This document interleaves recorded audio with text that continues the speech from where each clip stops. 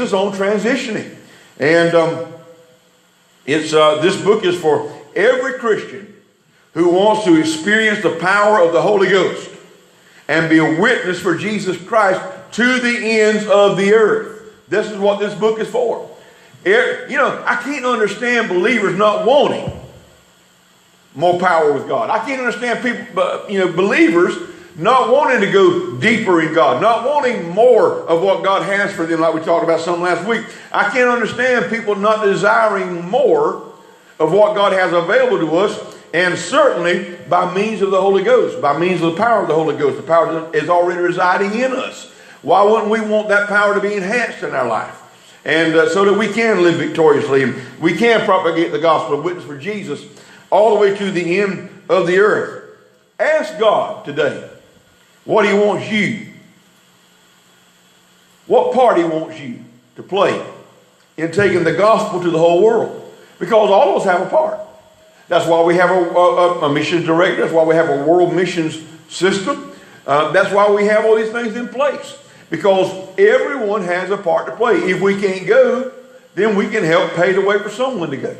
If we can't go, we offer.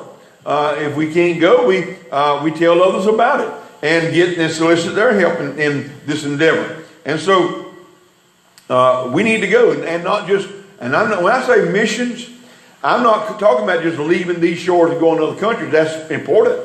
It's necessary. But we have mission ministry right here. Every day when I step out my front door, I'm in the mission field. Every day, right here in the metropolis of Lamar. I'm in the mission field, and you are too. And so that's what this book is about. That we may experience the power of the Holy Ghost.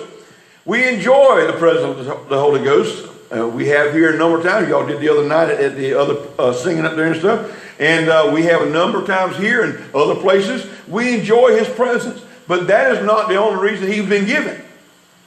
And it ain't the primary reason He's been given. The primary reason He's been given is for us to allow that power that we receive to work through us to be a witness unto Christ. And so,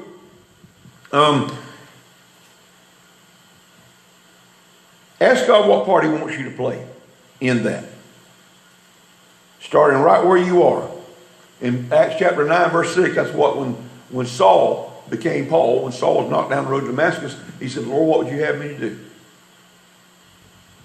We need to ask God that same question, Lord, what would you have me to do? What can I do? What would you have me do? Friday night, family, it's very close by. Matter of fact, this guy was walking down the street, and I was coming across. This was late in the evening Friday. I was coming across the church to do something, drop something off, pick up, do something. I don't know, but I was coming across the road there, and he come walking up here, and he said, "Well, the Lord sure works in mysterious ways, because I was just coming to see you." And I said, "Yeah, what's up?" Began to tell him about the situation, and so I said, "Well, I don't have any money on me. Don't have a lot of money to help with, but we've got because he's began asked me. He said, "Do you know a food bank or somewhere we can get some food?"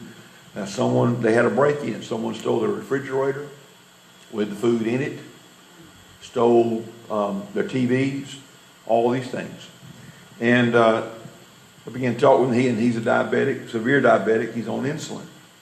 And so I said, well, as far as food goes, right here, what we got in this blessing box, you can take it immediately. And I can work on some other resources for you to get some food that you need, but go ahead and take everything that's in there. And there wasn't a whole lot. There's some canned goods and stuff, enough to get them through a day or two. And I said, take all that. I said, let me find a bag for you here. And he said, well, he said, it's embarrassing to say, he said, but I'm flat broke. I don't have anything. We need commodities, toilet paper. So I gave him a pack of toilet paper back here in the back. Gave him 2 or 3 rolls of paper towels. Take those with you. And he even offered to clean up this yard over here for us. If I just put some gas in his truck and he'd haul it off to the dump for us, or either give him some money to help him, get his insulin, things like that. And so he early Saturday morning. Because I told him the day before, I'm probably going to sleep in about 8:30, 9 o'clock Saturday morning. And I said, it's been a long week. And so 8:45, somebody ringing my doorbell. And he'd already had the yard cleaned up stuff, or all the big stuff that was, scattered out there and everything. He had it loaded up on the back of his truck and hauled it off. And I didn't have much to give him. I gave him $20, and he was appreciative of that. And so, you never know what the Lord, it may not be much, but you can do something.